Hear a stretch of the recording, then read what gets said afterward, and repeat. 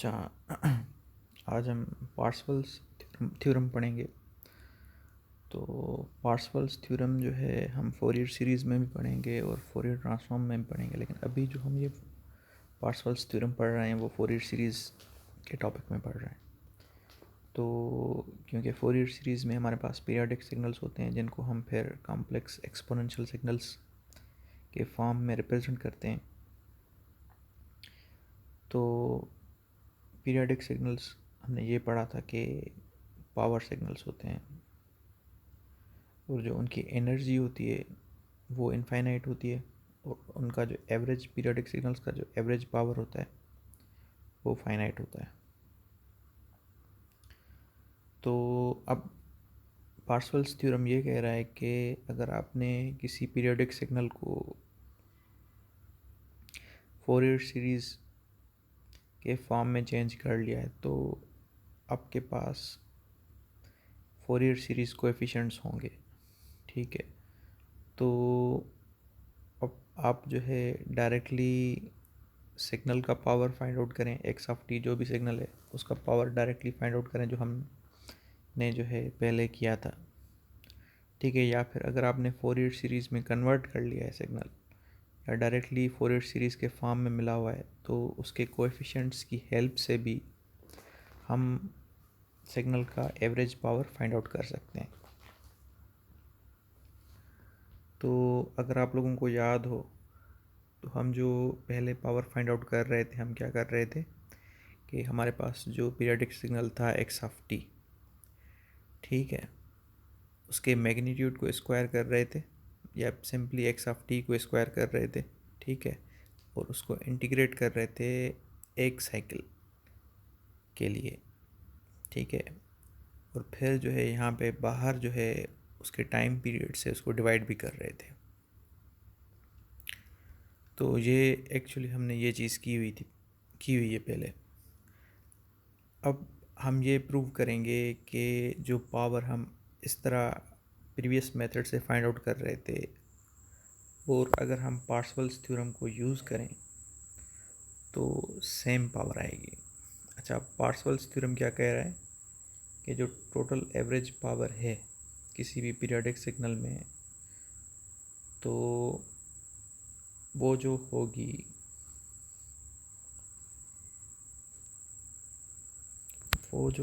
वो इस फार्मूला के बराबर होगी। और ये फार्मूला क्या कह रहा है कि आपके पास जो फोरियर सीरीज़ के कोएफिशिएंट्स हैं उनका मैग्नीट्यूड, सब के सब कोएफिशिएंट्स जो हमारे माइनस इन्फिनिटी से इन्फिनिटी तक हैं, उन सब का magnitude,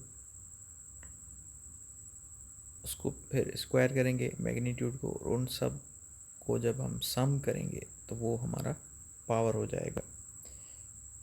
total average power in a periodic signal equals to sum of magnitude square of all Fourier series coefficients।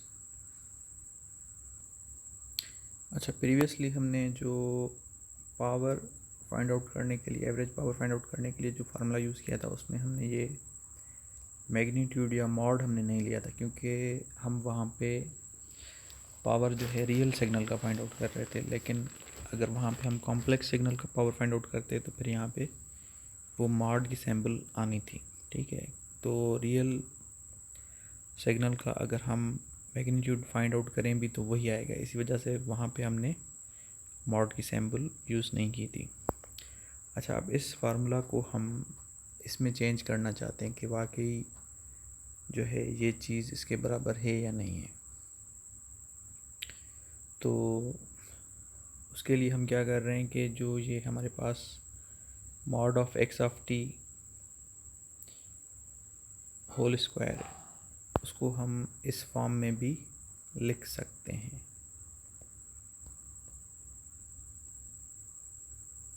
अब वो कैसे? सपोज़ कर लें कि हमारे पास एक्स ऑफ टी जो है ए प्लस आयोटा बी है। अब ए प्लस आयोटा बी का अगर हम मैग्नीट्यूड फाइंड आउट करेंगे तो स्क्वायर रूट के अंदर आ जाएगा real part square plus imaginary part square, तो स्क्वायर रूट के अंदर आ जाएगा हमारे पास ए स्क्वायर प्लस बी स्क्वायर। अब ये ऊपर वाली जो स्क्वायर है वो स्क्वायर रूट को ख़त्म कर देगी तो हमारे पास आंसर आ जाएगा ए स्क्वायर प्लस बी स्क्वायर।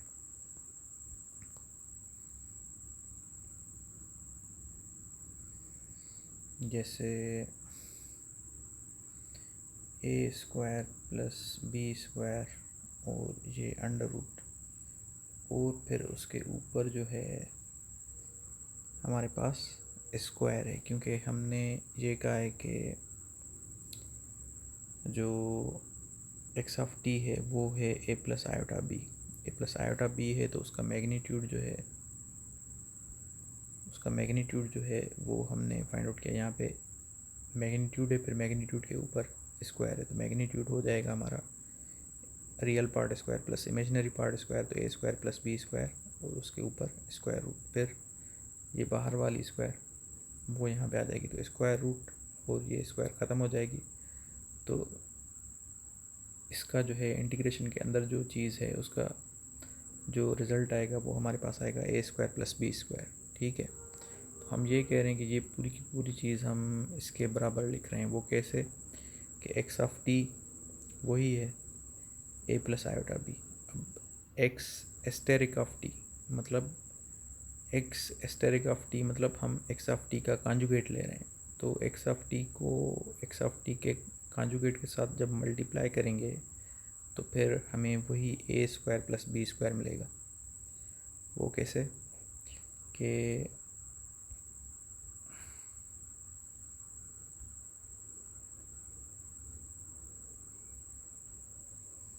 अब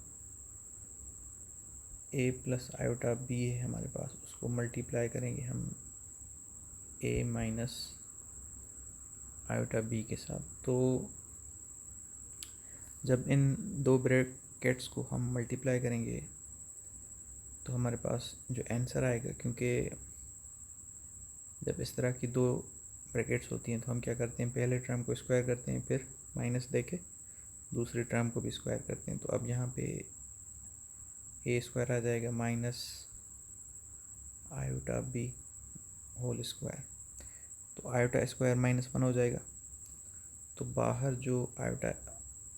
बाहर जो माइनस है वो प्लस हो जाएगी, तो एक्चुअल आंसर हमारे पास आ जाएगा ए स्क्वायर प्लस बी स्क्वायर।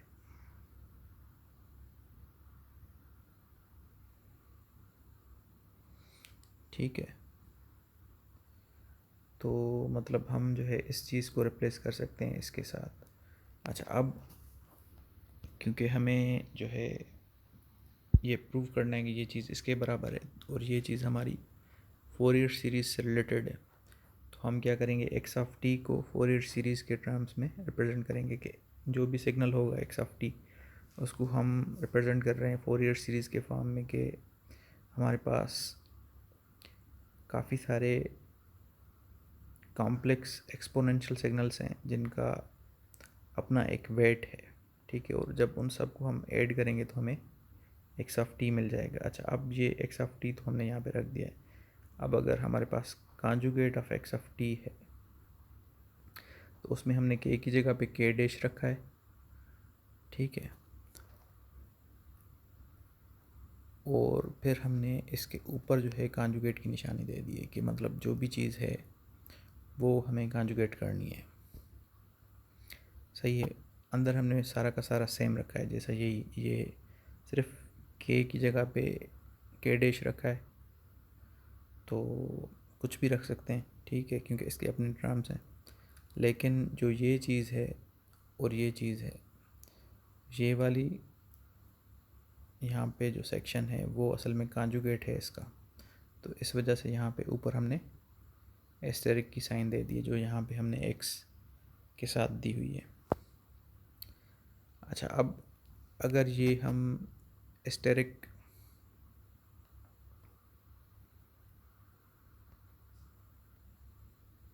अंदर लेके जाएं तो क्या होगा, जो जहाँ पे जे है, ठीक है, वो प्लस जे है तो माइनस जे हो जाएगा, और जो इसके कोएफिशिएंट्स हैं, अब यहाँ पे हमें पता नहीं कि इसके कोएफिशिएंट्स क्या हैं, तो वहाँ पे हम जो है एस्टेरिक दे रहे हैं। ठीक है, लेकिन यहाँ पे हमें पता है कि यहाँ पे जे प्लस है, प्लस का है, तो यहाँ पे हमने माइनस का कर दिया।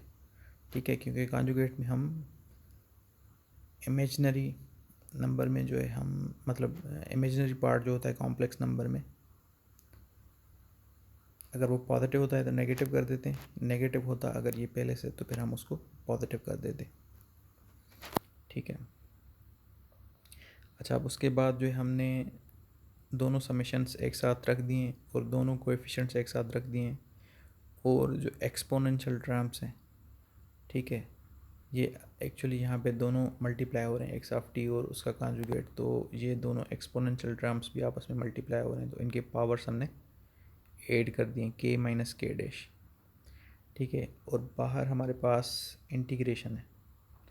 ठीक है, अब क्योंकि हमें ये पता है कि जो कॉम्प्लेक्स एक्सपोनेंशियल सिग्नल होता है वो पीरियोडिक होता है, और उसकी अगर हम एक टाइम पीरियड के हिसाब से इंटीग्रेशन करें तो वो ज़ीरो होगी।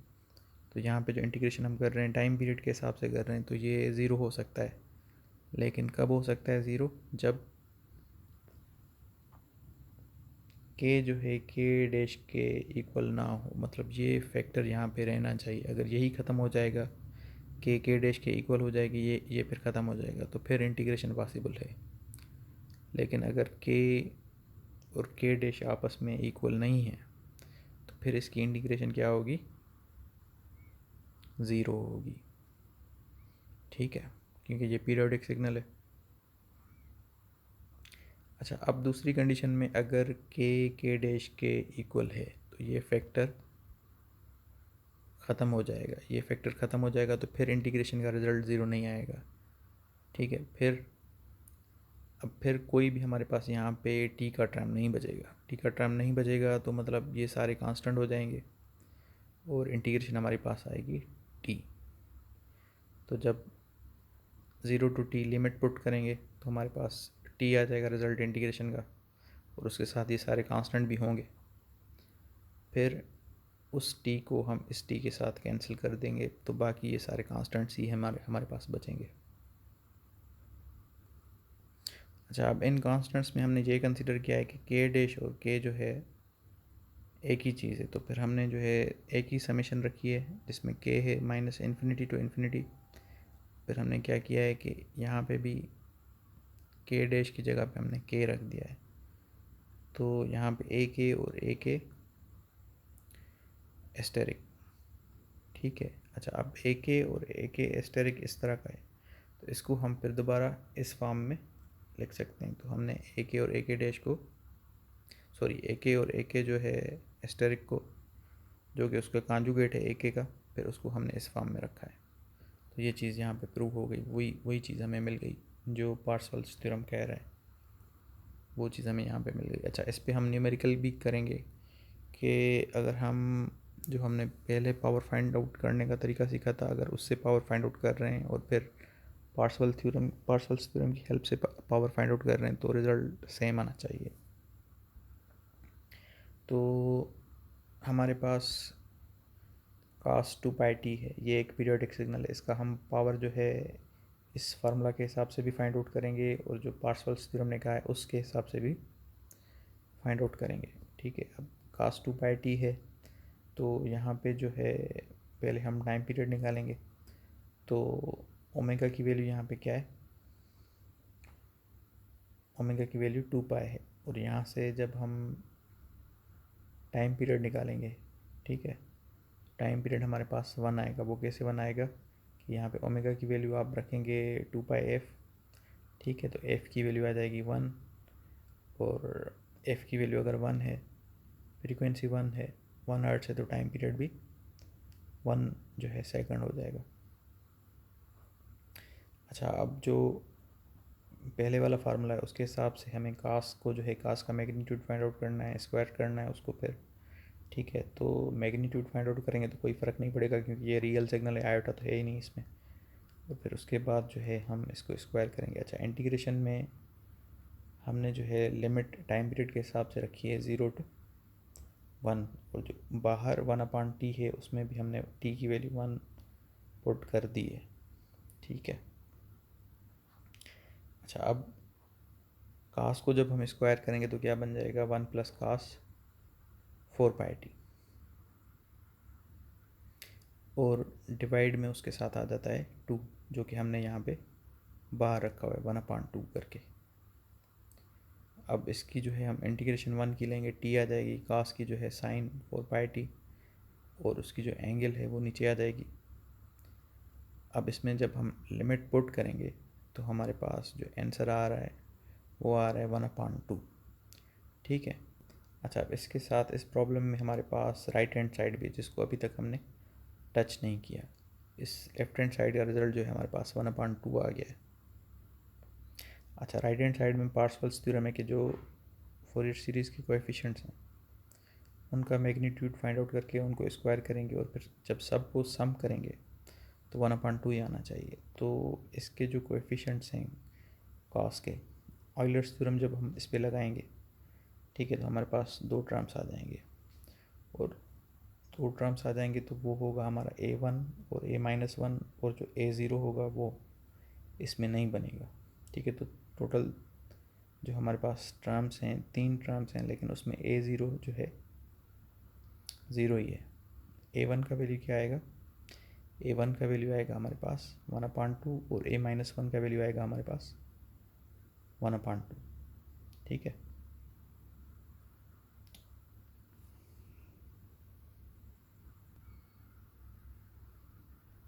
अच्छा, अगर किसी को ये कन्वर्ट करना नहीं आ रहा cos2πt को ऑयलर्स थ्योरम के हिसाब से कॉम्प्लेक्स एक्सपोनेंशियल के फॉर्म में, तो हम ये कन्वर्ट करेंगे यहाँ पे। जैसे हमें पता होता है कि cos theta is equal to e power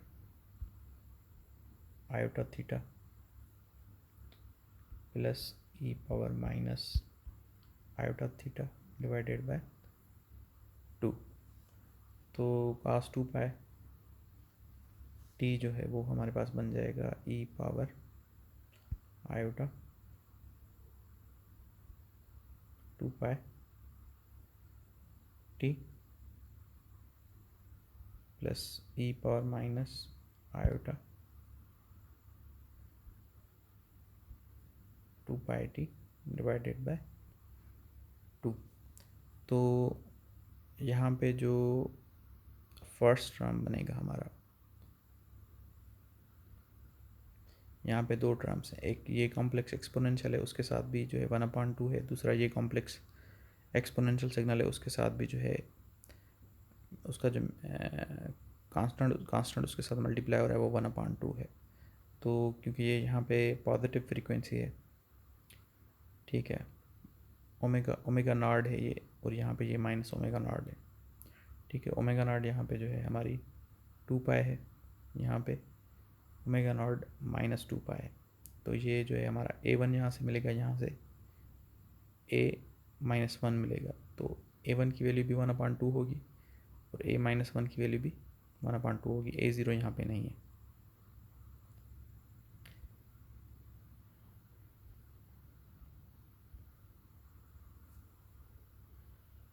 तो हम जो है समेशन ले रहे हैं k इज़ इक्वल टू -1 से 1 तक, क्योंकि हमारे पास टोटल 2 कोएफिशिएंट्स हैं जिसमें a0 की कोई वैल्यू नहीं है। a-1 की वैल्यू हमारे पास 1/2 है और a1 की वैल्यू भी 1/2 है। तो 1/2 को जब हम स्क्वायर करेंगे तो 1/4 आ जाएगा, यहाँ पे भी 1/4 आ जाएगा, ये 0 0 ही रहेगा। तो 1/2 प्लस 1/4 प्लस 1/4 हमारे पास 1/2 आ गया। तो ये प्रूफ हो गया कि हम जो है फोरियर सीरीज़ कोएफिशिएंट्स की हेल्प से भी पावर फाइंड आउट कर सकते हैं। ठीक है।